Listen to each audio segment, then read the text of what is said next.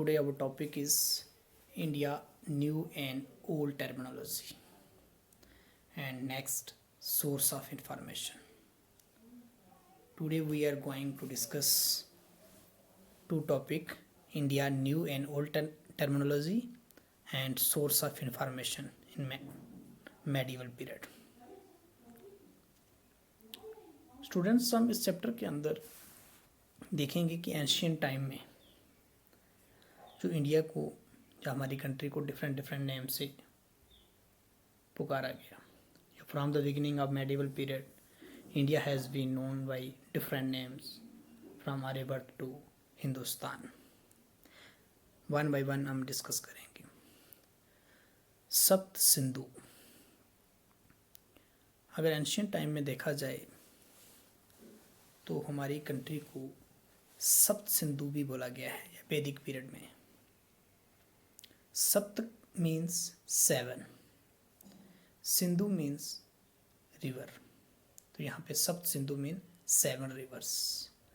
अब कौन सी 7 रिवर्स थी जिसकी वजह से हमारे देश का नाम सप्त सिंधु पड़ा? उसमें इंदस, झेलम, चिनाब, रावी, ब्यास, सतलुज, सरस्वती, ये 7 मेन रिवर्स थी जिसकी वजह से हमारी कंट्री को सप्त सिंधु बोला जाता था. इसके बाद अगर द जैन अवेस्ता एक होली बुक है, एंशियंट पर्शियन में लिखी गई है एंशियंट टाइम में. इसमें देखा जाए तो India is refer to as हप्त हिंदू. इसको यहाँ पे हप्त हिंदू बताया गया, यानी इस कंट्री को हप्त हिंदू बोला गया. हप्त बेसिकली सप्त हिंदू या सप्त सिंधु से मिलता जुलता वर्ड है. हप्त का मीनिंग यहाँ पे 7, तो हिंदू जो है सिंधु से ही बदला हुआ, यानी हम ऐसा यहाँ पे कह सकते हैं इस जो हप्त हिंदू सप्त हिंदू से मिलता जुलता वर्ड ही है. दिस सिंधु और हिंदू व the name of India from ancient time. अगर सिंधु या फिर उससे चेंज होकर हिंदू, ये एंशियंट टाइम से ही इस कंट्री को कहा जाता था या हमारे इस देश को इस नाम से पुकारा जाता था. उसके बाद एक अनदर थ्योरी देखें तो word Hindu was derive from Sanskrit word Hindu. जो हिंदू वर्ड जो है संस्कृत के हिंदू वर्ड से निकला हुआ है. अब हम देखेंगे यहाँ पे हिंदू का क्या मीनिंग है. हिंदू का अगर हिंदी में देखें तो इसका मीनिंग है सोम. सोम मीन्स एक कोई पीने वाली चीज़, कोई पेयजल बोल सकते हैं. एंशियंट टाइम में क्या था कि पूजा के टाइम जो हिंदू लोग थे वो इस जो एक ऐसा पेयजल था जो पीने वाली चीज़ थी, इसको पूजा में यूज़ करते थे.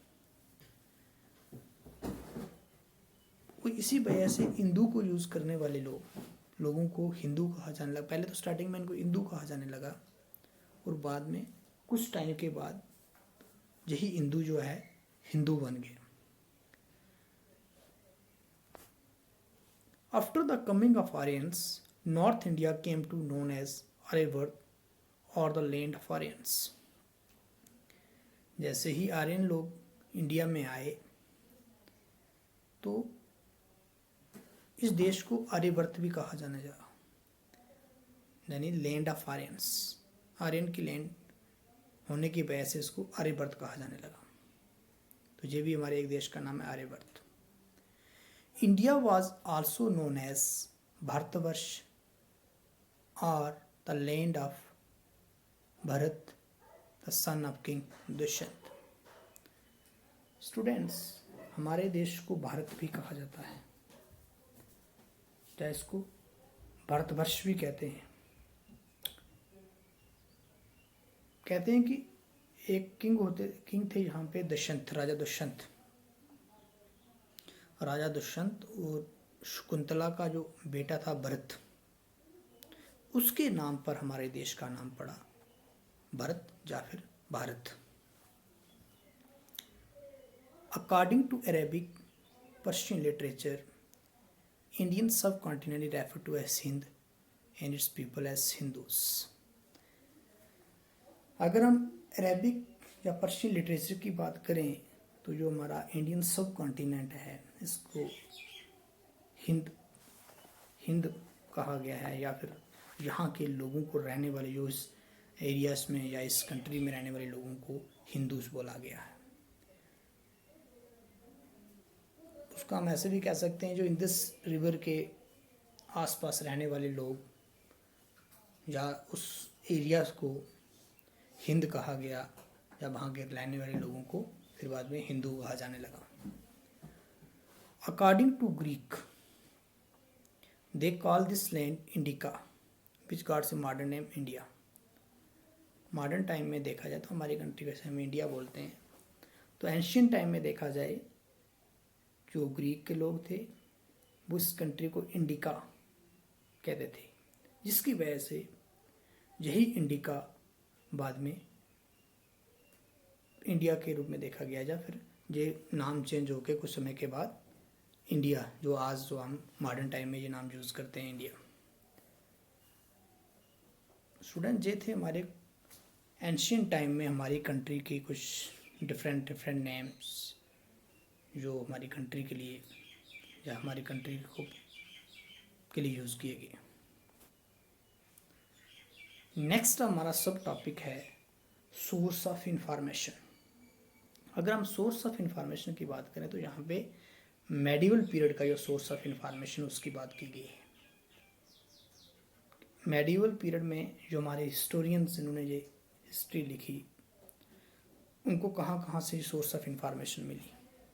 अगर हम सोर्स ऑफ इंफॉर्मेशन की बात करें तो यहाँ पे हमें मेन सोर्स मिलेंगे, एक लिटरेरी सोर्स, एक आर्कोलॉजिकल सोर्सेस। लिटरेरी में जितना भी रिटन मटेरियल लिखा हुआ मटेरियल, और आर्कोलॉजिकल में जितनी भी पुरानी चीज़ें। फर्स्ट हम बात करते हैं लिटरेरी सोर्स की। तो लिटरेरी सोर्स भी यहाँ पे कुछ इंडियन राइटर्स या कुछ फॉरेन के राइटर्स, वहाँ से हमें इसकी इंफॉर्मेशन मिली। जैसे अगर हम इंडियन राइटर्स की बात करते हैं, हमारे पास कुछ एग्जांपल्स हैं, बाबरनामा, जहांगीरनामा, अबुल फजल्स, अकबरनामा एन अकबरी, राय तरंगनी बाई कल्हाना। ये कुछ जो बुक्स लिखी गई उस टाइम के रूलर्स के ऊपर या फिर उस टाइम की हिस्ट्री के ऊपर, तो कहीं ना कहीं ये एक मेन सोर्स ऑफ इंफॉर्मेशन रही हमारे हिस्टोरियंस के लिए। तो अगर हम कल्हाना की बात करें तो कल्हाना इंडिया के फर्स्ट हिस्टोरियन थे। इसके साथ पृथ्वीराज रासो की यहाँ पे एग्जांपल है, चंद बरदाई जिसने पृथ्वीराज चौहान के बारे में। तो ये कहीं ना कहीं ये जो बुक्स, इसके अलावा और भी बहुत सी बुक्स जो उस टाइम में लिखी गई, ये सारी सोर्स ऑफ इंफॉर्मेशन थी हमारे हिस्टोरियंस के लिए। इसके साथ साथ हम फॉरेन राइटर्स की बात करें, बहुत से फॉरेन ट्रैवलर्स इंडिया में ट्रैवल करने के लिए आते थे। उसके बाद वो इंडिया की उस जिस एरिया में इस प्लेस में जाते थे तो उसके बारे में वो बुक लिखते थे या फिर अपनी डायरी में लिखते थे। कहीं ना कहीं ये भी एक मेन सोर्स ऑफ इंफॉर्मेशन रहा हमारे हिस्टोरियंस के लिए। यहाँ कुछ एग्जांपलें देखते हैं, जैसे एल बैरूनी की बात करते हैं, जिसने ताहिके हिंद, इब्न बतूता की बात करते हैं, रिहला। ये कुछ फॉरेन के राइटर्स थे जिन्होंने उस टाइम की हिस्ट्री लिखी या उस टाइम के बारे में बताया है, जिससे वो हमारे लिए एक सोर्स ऑफ इंफॉर्मेशन है। इसके साथ साथ हम बात करते हैं आर्कोलॉजिकल सोर्सेस। आर्कोलॉजिकल सोर्सेस में जितनी भी पुरानी चीज़ें जैसे मोनूमेंट्स हैं, पेंटिंग्स हैं, स्कल्पचर्स हैं, इंस्क्रिप्शंस हैं, कॉइन्स, वेपन, ऑर्नामेंट्स, तो इसमें अगर हम कुछ एग्जांपलें देखें जैसे कुतुब मीनार, रेड फोर्ट, ताजमहल, या फिर पेंटिंग की बात करें म्यूरल पेंटिंग, मिनिएचर पेंटिंग, जितनी भी पुरानी चीज़ें आर्कोलॉजिकल सोर्सेस में, जितनी भी पुरानी चीज़ें, monuments, painting, inscription, coin, weapon, तो कहीं ना कहीं यहाँ से भी हमें इस चीज़ की इन्फॉर्मेशन मिली। तो स्टूडेंट, ये था हमारा topic India new and old terminology and second था हमारा सोर्स ऑफ इंफॉर्मेशन.